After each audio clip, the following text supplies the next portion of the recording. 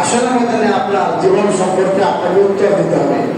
আল্লাহ প্রশ্ন করবেন আমার দিহিমা, যেভাবে আপনার জীবন আপনি ব্যয় করতেছেন আল্লাহ কি কাছে কি হিসাব দিতে পারবেন? বলেন কিভাবে ব্যয় করবেন? তাস খেলে, জুয়া খেলে, খারাপ কাজ করে, বলেন এক সপ্তাহ সময়ের হিসাব আমি আপনি দিতে পারবো? গত শুক্রবার থেকে এই শুক্রবার পর্যন্ত যত কাজ করছেন হিসাব দিতে পারবেন? অথচ একটা সপ্তাহ জীবন থেকে চলে গেল, আর কোনোদিন আসবে না। এই গত সপ্তাহে কি কোরআন তেলাওয়াত করা হয়েছে কিনা, হাদিস পড়া হয়েছে কিনা, মানুষের জন্য ভালো কোনো কাজ করা হয়েছে কিনা, 2 রাকাত অতিরিক্ত নফল নামাজ করা হয়েছে কিনা, আর আপনাকে অবশ্যই উত্তর দিতে হবে। আল্লাহ তাআলা বলেন আবা হাসিবতুম, এই মসজিদের মুসলিম আল্লাহ তোমরা শোনো, আজ থেকে তোমরা কি মনে করছো আন্নামা খালাকনাকুম আবাসা, আমি তোমাদের এমনি বানাইছি? আপনার কি মনে হয় আল্লাহ এমনি বানাইছেন? কি জন্য বানাইছে? আল্লাহর দাসত্বের জন্য। তোমাকে আমার কাছে ফিরে আসতে হবে না। আল্লাহ বলেন তোমাকে আমি এমনি বানাই নাই, তোমাকে আমার দাসত্বের জন্য বানাইছি এবং আমার কাছেই তোমাকে ফিরে আসতে হবে। আল্লাহ বলেন আল্লাযী খালাকাল মাউতা ওয়াল হায়াতা লিয়াবলুয়াকুম আইয়ুকুম আহসানু আমালা।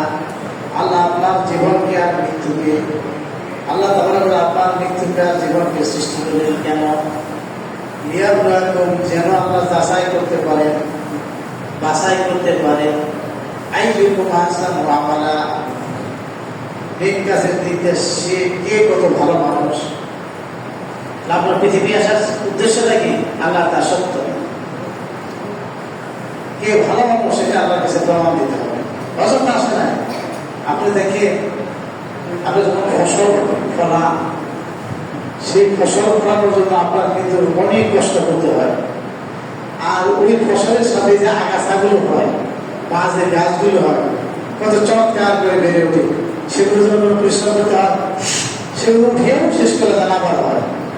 আর ফসলে একটু ত্রুটি হলে কিন্তু আর ফসল হয় না, নষ্ট হয়ে যায়। জান্নাতি মানুষগুলোর বৈশিষ্ট্য এরকমই।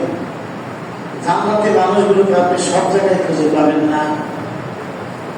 জান্নাতি মানুষকে আপনি গানের মধ্যে পাবেন।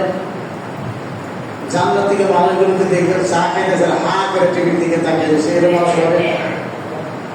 জান্নাতি মানুষগুলোকে কেরাম খেলতে দেখবেন। নষ্ট মানুষগুলো যারা, তারা গেম খেলে সময় নষ্ট করে,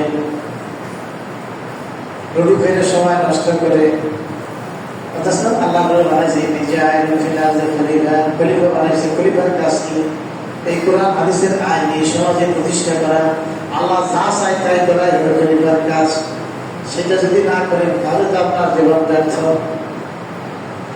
সম্মানিত উপস্থিতি, তাহলে 1 নম্বর প্রশ্ন কি? আপনার এই জীবনটাকে আপনি কোন ক্ষেত্রে ব্যয় করবেন? অধিকাংশ মানুষ এই কথার উত্তর দিতে পারে না। কেমনে দেবে? এই যে কিছু খবিস ছেলে মেয়ে আসছে, আপনার ছেলে আমার ছেলে ব্যয় করে গাইড থাকে, আসুন ভর্তি করে 10টায় এটা হিসাব দিতে পারবে।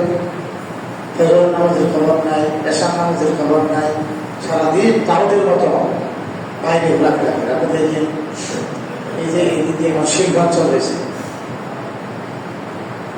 কোন মানুষের না কুকুর না পশু তাও বোঝা যায়। সমাজে এত ব্যবচার বেড়েছে, অবিচার বেড়েছে, বোঝা যায়। এর মধ্যে আরো গজব আমাদের দেশে হাজির হয়েছে। তেল নাই, সকালে যায় বসে, দুপুরে আসে তেল নেই, আমার বসে তেল নেই, গাড়ির তেল নেই, এটা গজব আলাদা। এই গজব কেন? এদেশের শাসক যারা তারা দুর্নীতিবাজ। ভালো না তো, তেল তো আছে, তেল না থেকে দেয় কোথা থেকে? তেলগুলো স্বাভাবিকভাবে দিয়ে দেয়, তেল নাই পাপ বন্ধ। তো ওই রাজধানী তেল হয়, সকালে শুধু তেল হয়। সে আগে তেল তো আসতেছে, কিন্তু এই সুযোগে অসৎ ব্যবসায়ী যারা তারা কোটি কোটি টাকা কামিয়ে নিতেছে।